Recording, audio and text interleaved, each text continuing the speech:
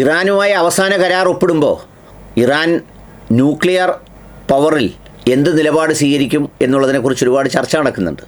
അതിൽ നിന്ന് ഞങ്ങൾ പിന്നോട്ട് മാറില്ല, സമയബന്ധിതമായി അത് ചെയ്തു കളയും എന്നൊക്കെ പ്രഖ്യാപിക്കുമോ, അതല്ല ഞങ്ങളതിൽ തന്ത്രപരമായ ഒരു നിലപാട് സ്വീകരിക്കും, ആവശ്യമുണ്ടെങ്കിലേ അത് ചെയ്യുള്ളൂ, അത് കരുതിയേ ചെയ്യൂ എന്നൊക്കെ പറയുന്നൊരു നിലപാടെടുക്കുമോ എന്നതാണ് ചോദ്യം.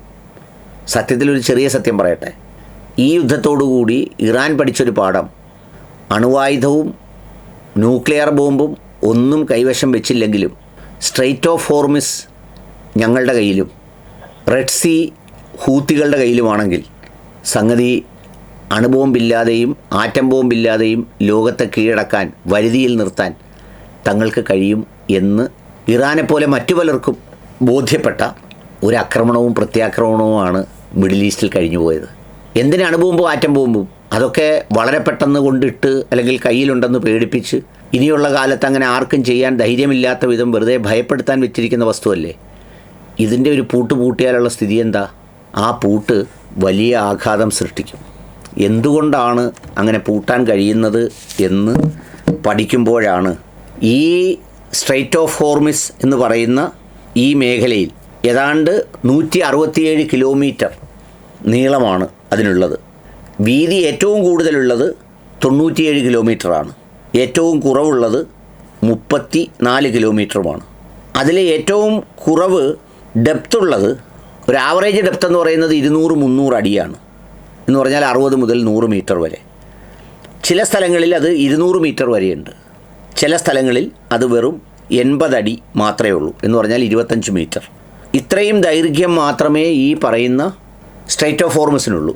പക്ഷേ ആ സ്ട്രെയ്റ്റ് ഓഫ് ഹോർമിസിൻ്റെ ഇരു കരകളിലും അതിൻ്റെ സബ്ടെറൈൻ മറിടൈം ബേസുകളിലെല്ലാം വളരെ ഫലപ്രദമായി തുറക്കുന്ന ടണലുകളിൽ സ്ഥാപിച്ചിരിക്കുന്ന വസ്തുക്കൾ, ആയുധങ്ങൾ, സ്ഫോടക വസ്തുക്കൾ, അത് വളരെ വേഗത്തിൽ ഇറാന് ചലിപ്പിക്കാൻ കഴിയുന്ന ഒരു സാഹചര്യമുണ്ട്.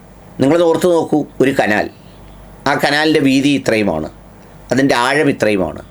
ഇതിൻ്റെ ഇരു കരകളിലും വളരെ താഴ്ചയിൽ ടണലുകളിലൂടെ ഓട്ടോമാറ്റിക്കായി ആവശ്യമുള്ളപ്പോൾ തുറന്ന് പ്രവർത്തിപ്പിക്കാൻ കഴിയുന്ന ടണലുകളിലൂടെ ഏത് മിസൈലുകളും ഏത് ആയുധങ്ങളും കടത്തിവിടാൻ കഴിയുന്ന സംവിധാനം ഒരുക്കി വച്ചിട്ടുണ്ട് സ്ട്രെയ്റ്റ് ഓഫ് ഹോർമിസിൽ.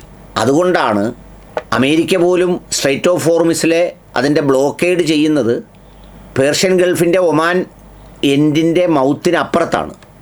സ്ട്രെയ്റ്റ് ഓഫ് ഹോർമിസിനകത്തേക്ക് കയറി ഒരു സംഗതിയും ചെയ്യാൻ അമേരിക്കയുടെ എല്ലാ യുദ്ധക്കപ്പലുകൾക്കും സംഗതികൾക്കും ഒന്നും കഴിയില്ല, സാധ്യമല്ല. സംഗതി എന്താണെന്ന് ചോദിച്ചാൽ, നമ്മൾ സാധാരണ പറയത്തില്ലേ, അതിൻ്റെ അടിയിൽ ഇത് തകർത്ത് വെച്ചിരിക്കുക, ഏത് സമയവും ആക്രമിക്കാൻ കഴിയും.